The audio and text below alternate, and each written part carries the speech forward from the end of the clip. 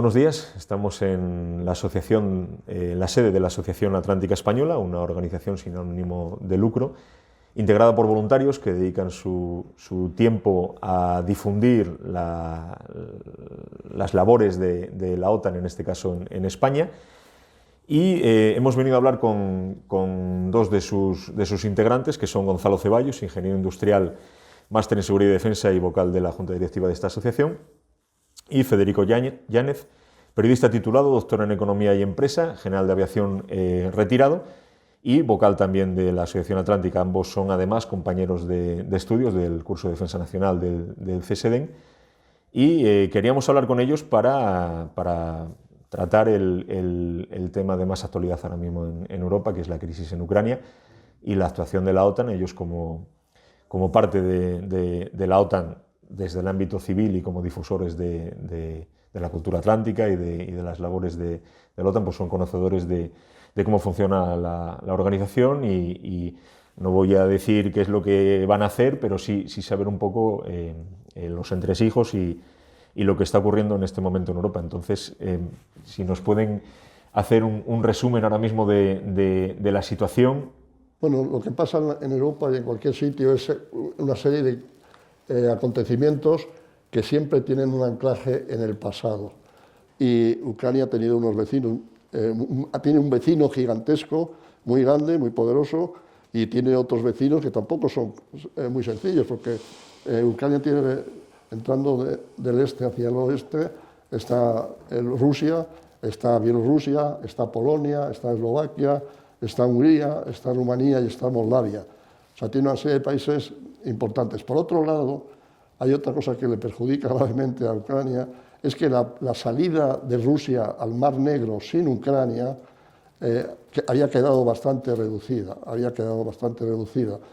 Entonces, una de las primeras cosas que cuando se vio con fuerza suficiente fue intentar y conseguir, por lo menos de momento, el anexionarse Crimea, que le da profundidad, y que en Crimea está la ciudad en la punta de Sebastopol, que tiene un régimen político separado, vamos, con cierta autonomía, y que en la historia ha sido uno de los sitios más bombardeados de la historia. Ha sido siempre un bastión ruso en el Mar Negro.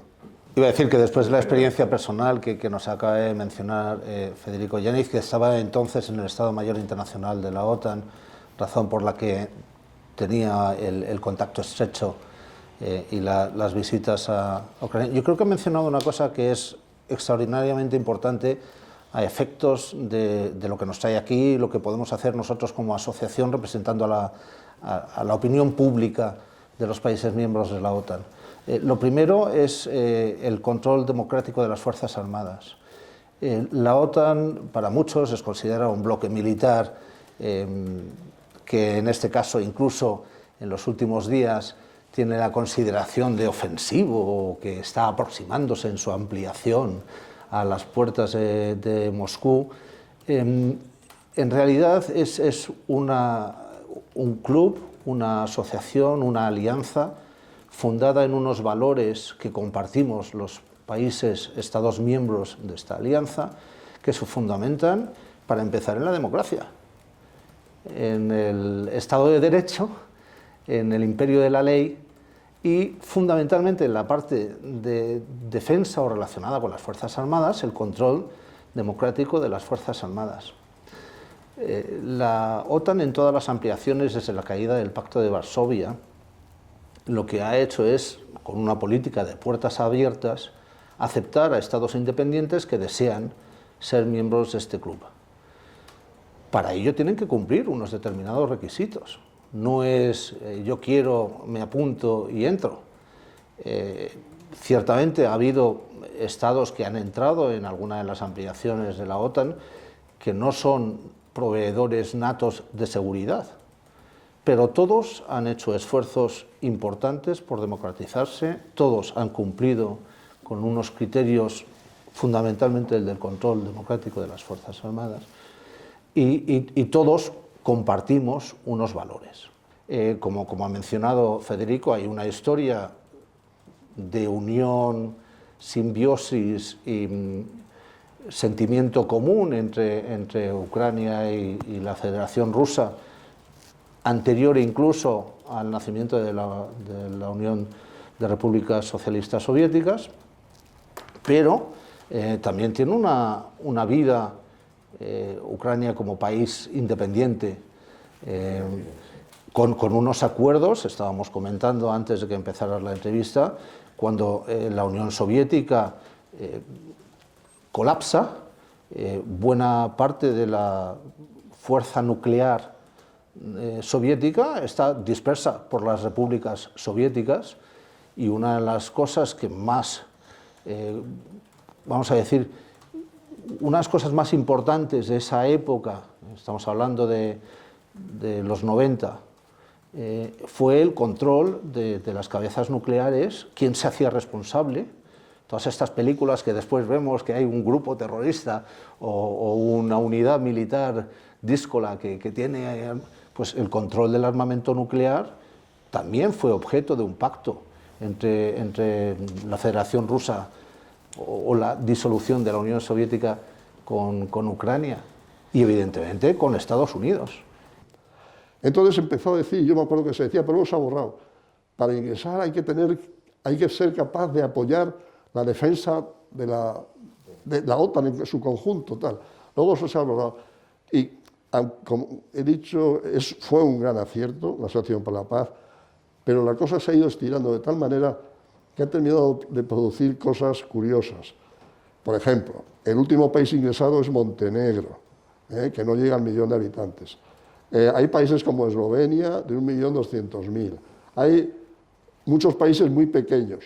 Y como eso no estaba previsto, y entonces teóricamente todos somos iguales, y las cosas se hacen por consenso, en la decisión en el Consejo del Atlántico Norte, que independientemente del nivel al que se reúna, tiene capacidad decisoria, pero naturalmente esos países pequeños, pues había que buscar un sistema, un estatus. Cuando se habla del nuevo concepto estratégico, que es muchas veces el anterior, que era muy bueno, estaba proyectado hacia el exterior, yo creo que también tenía que hacerse de alguna manera un toquecito hacia el interior, porque pasan cosas como esta. Se va a elegir al presidente del comité militar, que ese es un puesto elegido por el comité militar en sesión a más alto nivel, con instrucciones de las capitales, y resulta que llevamos años, nosotros llevamos 40 en la OTAN, y no ha habido nunca un presidente del comité militar español. ¿Por qué? Porque no hay manera, y ha habido casos de generales muy prestigiosos de nuestras Fuerzas Armadas y del Ejército Aéreo, concretamente alguno que yo me sé, que se presentó a un puesto de jefe de división en el Estado Mayor Nacional semejante al que yo tuve, y no les creo porque los pequeños estos, Letonia, Lituania, Eslovenia, Macedonia, Montenegro, etcétera, y República Checa, Eslovenia, Eslovaquia, resulta que votan siempre entre ellos y no hay manera de entrar. Es una generalización y teóricamente dirán que eso no es así, pero en mi opinión personal creo que sería necesario una regulación de la vida interior de la asociación, porque cuando dicen que España, de la asociación de la OTAN, porque cuando dicen que España no contribuye, bueno, vamos a verlo, todo eso, hay que estudiarlo con más cuidado, porque estamos en todos los sitios, contribuimos a policía aérea en el Báltico y en otros lugares. Efectivamente, estando de acuerdo con don Gonzalo en su apreciación sobre por qué estamos y cómo debemos de estar, pero de todas maneras sigue doliendo que pasen cosas, por ejemplo, como ha pasado en una falta de respeto a los derechos humanos. No es una cuestión de defensa militar o de artículos o no artículos, no. Se trata de que se ha cometido un grave desacato contra menores en el territorio cercano a nuestra ciudad de Ceuta. Y eso no ha habido, que yo sepa, ninguna declaración clara diciendo que eso es intolerable en un mundo civilizado. Bueno, pues con esto terminamos. Quería agradecerles todas las explicaciones que nos han dado y invitarles a una próxima mesa de redonda donde hablemos del fin de esta crisis. Pues muchísimas gracias. Ojalá. Y nada, recordar que son opiniones personales las que expresamos, pero vamos, que gracias por compartir con nosotros este tiempo y permitirnos comunicar a la sociedad española ciertas cosas que creemos que son importantes, que nos afectarán sin duda. Gracias a ustedes.